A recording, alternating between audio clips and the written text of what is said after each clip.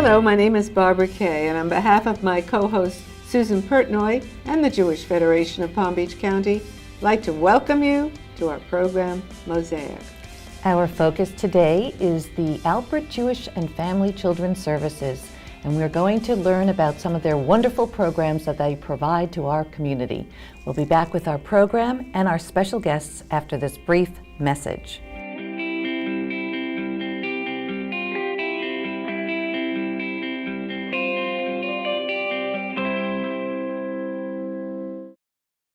They say that caring for the elderly is a profession of the heart. As the director of home health care at Morse Life, I know that to be true. When I see an older person feeling safe and secure at home, I know I've done my job.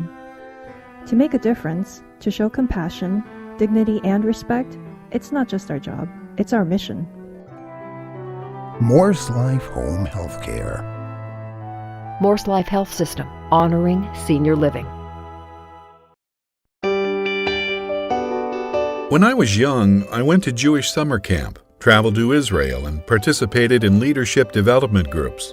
Today I'm teaching my children that being part of the Jewish community helps keep our heritage and traditions alive and vibrant, and can be fulfilling, exciting, and fun. At the age of 90, I started a second career, delivering meals to homebound seniors.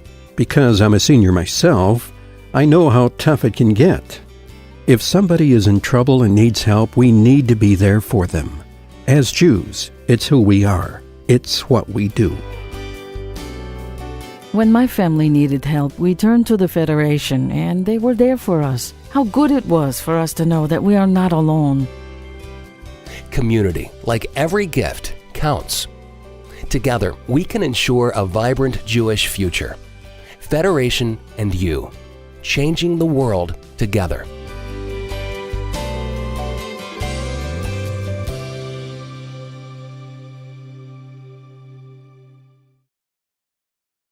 Right now, the Kaufman-Backler Challenge Grant is matching dollar for dollar new and increased contributions to Jewish Federation of Palm Beach County's 2016 annual campaign.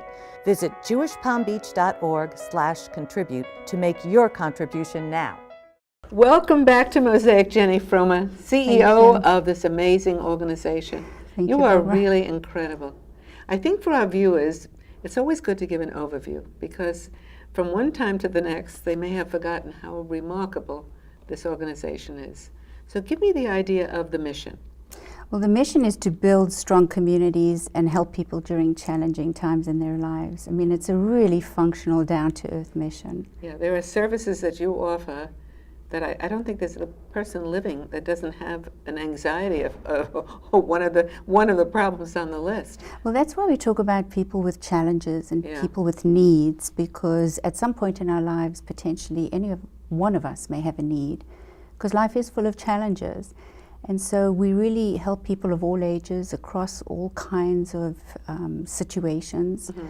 We're working with very young children. We offer specialties like play therapy, all the way up to working with older adults and trying to maintain their dignity and keep them in their own home for as long as possible.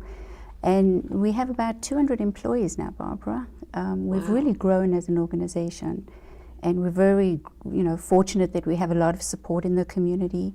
And our services really are around older adults, disabilities, adults as families, and children. And we provide all kinds of ways that we help people with individual counseling, psychiatry.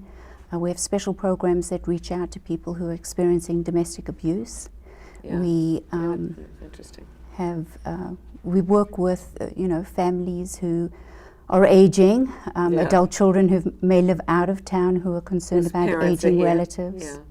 It's the full spectrum of services. So in other words, you really kind of make the community well.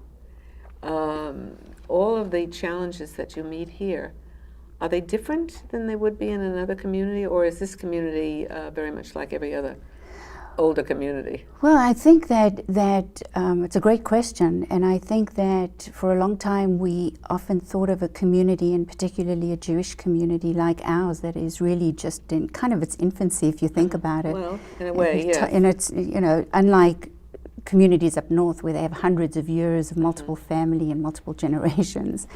So for us, the demographics are incredibly skewed. That's not to say we don't work with children and younger families, but we're such a skewed community because what we know is almost 70% of people over the age of 65 are Jewish. Living here? In Palm Beach County. I didn't realize that. So they're very skewed demographics.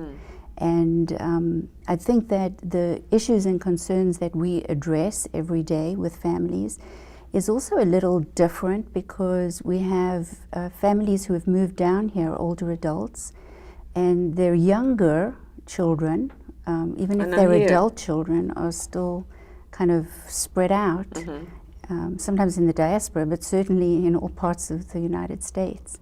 And so we have many older adults who are here without family. Yeah, you know, I don't know if we know how to handle older adults in this country so well. I don't think that we have the services in place. I don't think we have the understanding. Maybe I'm wrong, but I don't think our government understands it either. I think you're right about that. I think that Florida ranks 49th in terms of how it cares for its most vulnerable. Yeah, that's really upsetting. And as it relates to older adults, there are very, very long wait lists for basic services in Florida. Really? Well, the government doesn't, there's no money. Is that what the issue is? Well, the benefit of living in Florida is there's no income tax. Yeah. And even though we have to put up with the mosquitoes and alligators and sometimes really horrible humid weather, there are so many benefits that people come down and live here and believe that this is Navarra, you know, that they can do everything they want to do and you can be outside all year round. But if you can no longer drive and you have some kind of chronic ailment or chronic disease that really kind of limits your world and how you can engage with all these luscious green trees and swaying palm trees and this fabulous place to live, then life takes a whole different turn. And the isolation and the insulation that we see from even caregivers, people who are taking care of their spouses or adult children who are taking care of parents. Well, they don't really know how to do it. And there are very few services that are available in the general community. Do you train them? We do I'm talking work about with the caregivers. them. We do work with them. Actually, one of the things that we're really excited about right now is, for example, our Holocaust program. We have the second largest Holocaust survivor population in the country next to the New York metropolitan area.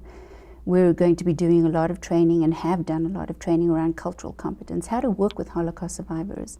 So we're going to be going into hospitals and skilled nursing facilities and doctors' offices so that Holocaust survivors aren't triggered potentially by going to a doctor's office. You and I, we get to fill out family histories. For Holocaust survivors going to a doctor's office and a receptionist says, you know, Mr. Cohen, you didn't fill out your family history, go sit down and fill it out. What is a survivor to do? Right. When maybe the last time they know of any family that was alive was when they were 5 or 6 or 11. So how do we not just the typical Jewish community of older adults, but specifically since we have so many Holocaust survivors in our community, how do we manage that? And the grant that we just got through the JFNA is actually to do more training in our community. Does the money from the claims conference come directly to you? It comes directly to us, but it's a reimbursement grant. So yes, which means that we actually provide all of the service and then submit a report that gets approved by the claims conference. And the German government have very strict eligibility criteria and guidelines for how they're going to reimburse us. Yeah, we're going to meet one of them later in the program. But I tell you, there are so many challenges in this job that you took on. Seriously, the professional staff is very critical for you. And the quality of it is. Yes. Now, I've been at this agency for more than half my life at this point. More than half your life? More than half my life, which is really an interesting... Well, I've been on this air almost more than half my life, too. And I couldn't do this, Barbara, without the most incredibly talented and wonderful staff that we have, really skilled. The tenure at our agency is... 19 years for management staff, really? on average. That's amazing. And for our direct service staff, it's over 11 years. So some of us have literally, I was going to say genuinely, but literally grown up here at the agency. My goodness. And the quality is very important to us, which is why we council of accreditation. We go through that process every 4 years. It's one way of really getting the herrsche, if you will, and being able to tell the community that we are meeting standards. You also work with volunteers, don't you? We do. We just simply love engaging volunteers. We have many, we call them boomers, many boomers who have kind of retired and really want something meaningful to do. And so we're able to engage them. They work alongside our professionals. Some of them do friendly visiting. Some of them are enhanced companions. You're going to meet one of our enhanced companions. And then we also have ambassadors, and ambassadors engage with us in lifelong learning. And they are really our conduits, if you will. They're our tentacles and liaisons in the community, and are themselves learning about aging and aging in place. So it's a win-win. You know, with the young people, do you ever take a time to educate them regarding the older population and what their responsibilities may be? We do. I think that every time we get a younger group of people, they actually come over to the agency. We have in our hallway little scenarios and pictures of clients, of service recipients. They read those, they discuss them. And then we show them our food pantry. We talk with them about aging. We talk with them about the kinds of needs that people have as they age, but families in general who become caregiver for those who age. So we're giving them, whenever we have the opportunity, like the full spectrum of people with needs and whatever that might mean. Yeah. You're in a lovely facility, by the way. We're in a beautiful facility. Yeah. 8 years. It's 8 years that we've been here, and it's the Lampert Service Building, and we're just very grateful for... You love the number 8, though. Yes, I do. How do you know that? I happened to read an article you wrote regarding the number 8 and how precious it is. Yes, and a renewal. It Jewishly, it really symbolizes renewal. Well, I tell you something, the future of Jewish life is really how we work with the future and how we plan for it. Have you done that? Have I planned myself? I don't mean you personally. I'm talking about the agency. Yes, we're we're embarking now on a strategic planning process, and it's really more about strategic thinking. Because I think in today's world it becomes so critical for us to be able to respond very quickly to the needs in the community. And so that strategic process of strategic thinking means that we have to kind of, I call it looking around the corner. Okay. We're constantly having to look around the corner. And we're also, I feel, a strong obligation that we always have to kind of bust myths. People tend to come to Florida, and even people who have lived in this community for a long time have specific ideas and myths about how the community is. But the community is constantly changing. And so it's really keeping our finger on the pulse and trying to understand the needs and anticipate the needs moving forward. The buck stops with us. Oh, yes. And by the way, to keep a less discomforted community and to do the work that you're doing. I mean, keep it up. You're doing a remarkable job. Thank you, Barbara. I really am so proud every time I sit down and I listen to you and I research you. This program is doing a wonderful job. Thank you, Barbara. It feels so good. It was a pleasure. Thank you. Thank you so much. Thank you very much. We'll be back with the remainder of our program right after this brief message. It was a shock when my smart, strong husband had a stroke. His mind was agile, but everything else failed him. I didn't see how he could possibly recover. But through patience, skill, and compassion, the caregivers at Morse Life brought him back to himself. They brought him back to me. Morse Life Short-Term Rehabilitation. Morse Life Health System, honoring senior living. Right now, the Kaufman-Backler Challenge Grant is matching dollar for dollar new and increased contributions to Jewish Federation of Palm Beach County's 2016 annual campaign. Visit jewishpalmbeach.org/contribute to make your contribution now. Our Jewish Federation has accomplished so much, and still needs keep growing. You can help us do even more. Community, like every gift, counts. Together, we can ensure a vibrant Jewish future. Federation and you, changing the world together.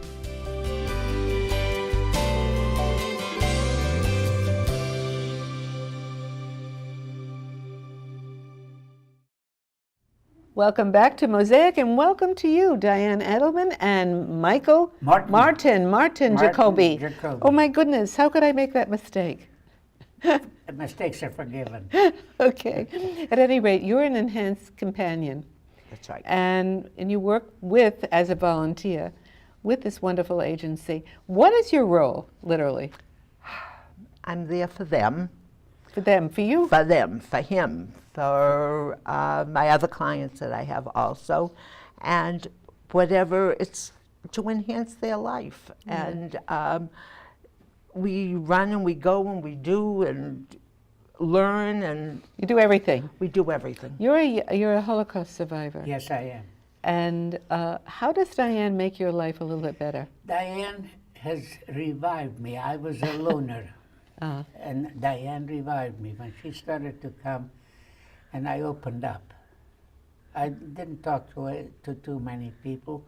I was married. I was happily married. I have 3 daughters. They love me. I have two grandchildren, 2 great-grandchildren. They are all fine, and everybody's happy, and I'm happy, and I live alone. And you need Diane. And Diane came, and she woke me up. It's the other way around. It's the other way around. He woke you up. I would be lost without him. Really? Diane? What is locked in his brain, his knowledge that he has, it's like having a teacher. He just unlocks everything, and all we do is study. Having been a yeshiva bocher for 4 half seasons, with payers hanging all the way down to my shoulders, I decided I wanted to become a watch repairman and earn my keep. My parents weren't wealthy. My dad was a cabinet maker. My mom was a housewife, and I had a bubby. Her name was Gita, and she loved me. Don't tell me Diane takes the place of your bubby. No, she was older. And this lady, as a child, 5, 6 years old, when the ice cream guy came with a wagon with ice cream, I was 5, 6 years old. I came, Baba, give me a zexerl, give me a coin. A coin? Yeah, I want an ice cream. She had her apron reversed because I wasn't the only grandchild. Oh. And we came and we went to the pocket. So she inverted the apron.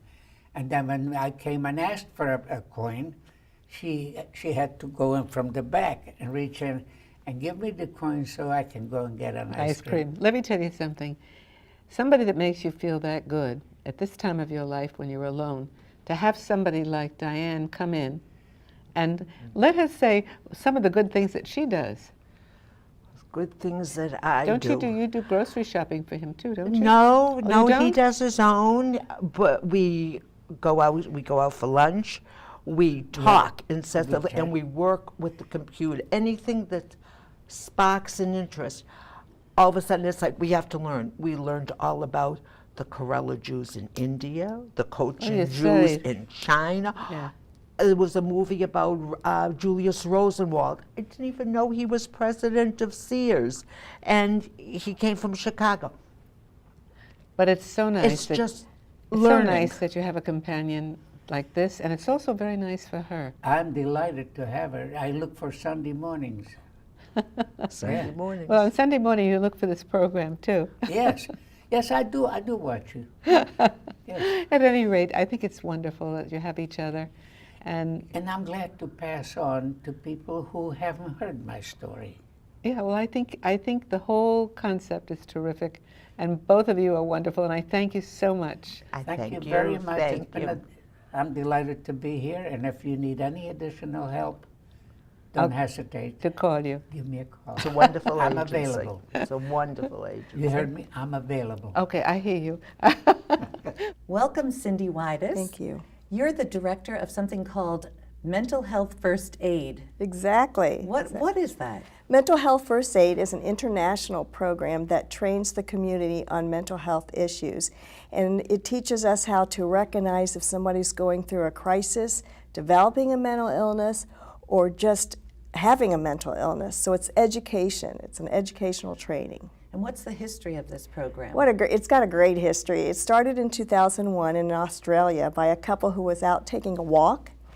This is Algie. They were out taking a walk and they decided that the general community did not know enough about mental illness. So they developed a program, and it came to the United States in 2008. And then in 2012, they developed a program for youth, for people who work with the youth, teachers, education directors, clergy, anybody, scout leaders, anybody who works with youth. And then the nice thing that just came out, we just got some messages that we're coming out with a veterans component as well as public safety, something for the Spanish community, Spanish-speaking community, as well as rural communities. So lots of things happening nationally. Yes, internationally, actually. It sounds like that. Yeah, I wanted to tell you also there's over 500,000 people internationally trained to do mental health first aid. And how long have you had it in our community? We've had it 2 years. This is our second year, and we're so thankful for some of our supporters, Palm Healthcare, Boca Raton's Promise, and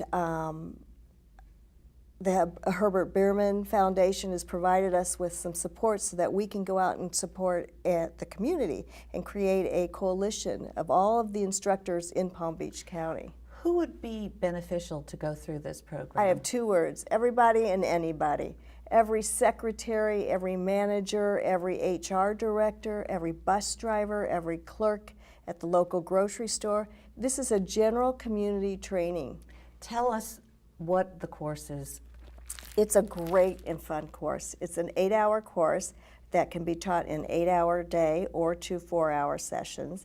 And it's filled with activities, it's interaction. We're actually taking real life situations and applying a 5-step program that's called Algie. And people will walk away, the participants will walk away with actually learning how to assess a situation, how to talk non-judgmentally to somebody who might be suffering, and to give encouragement and reassurance. So they're actually role-playing and learning before they walk out the door. Oh, it sounds like it's very effective. It's fun. It's fun. How many people have done this in this community? Lots. We have done the Palm Beach Sheriff's Department. We've done clergy. We have done secretaries for the city. We're out now with this coalition trying to get every HR department in some huge corporations to put it on their schedules when they do first aid and CPR, to count mental health first aid as a new staff orientation. It really makes so much sense, and it's amazing that it's a relatively new program. So you'll see us out in the community a lot. That's terrific. You have someone here that you trained, and we're do. going to speak to her next. Right. Meredith Hirschberg? Right. She's an education director at a synagogue, and she and her staff spent 2 Sunday afternoons learning mental health first aid for youth. And she has some great stories. Well, thank you for joining us, and it's a very exciting program and really needed. Thank you for having me. Welcome, Meredith Hirschberg. You are involved at Temple Beth Torah in Wellington. What is your position there? I am the Director of Education and the Director of Administration. And you took Cindy Wides' course on mental health first aid. What does an attendee learn in that course? We learn the signs that our students may present with if they're in trouble, if they're some sort of mental health affliction that they're dealing with. We learn to look for the signs, and we learn how to take them through the steps to hopefully either get help or we offer what we can.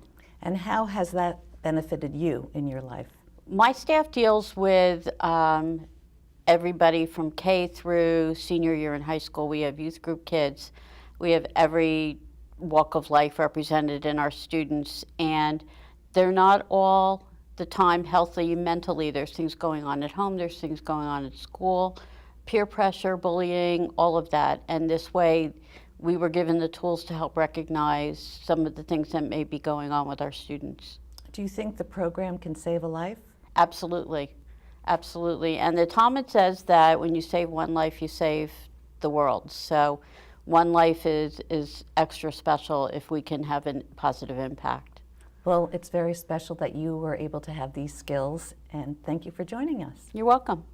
We've been featuring a number of programs here at Albert Jewish Family and Children's Services, and now we have with us Meredith Katzenberg, the Director of Life Planning. Hi. Nice to have you with us. Thank you. Happy to be here. What is life planning? So the Life Planning Program is a free service of the agency that's supported by the Claire and Melvin Levin Foundation, the Legacy Heritage Fund, and the United Way Town of Palm Beach. And the goal of the program is to assist families who have adult and adolescent children with disabilities to help them with their future planning needs. And we do that through a couple of different ways. One is an educational seminar series that takes place here in West Palm Beach and in Boynton Beach, where different professionals come and talk about future planning topics. And then we also will sit down one-on-one with families and help them create a future plan and make sure that their loved one's taken care of. How is the program conceptualized?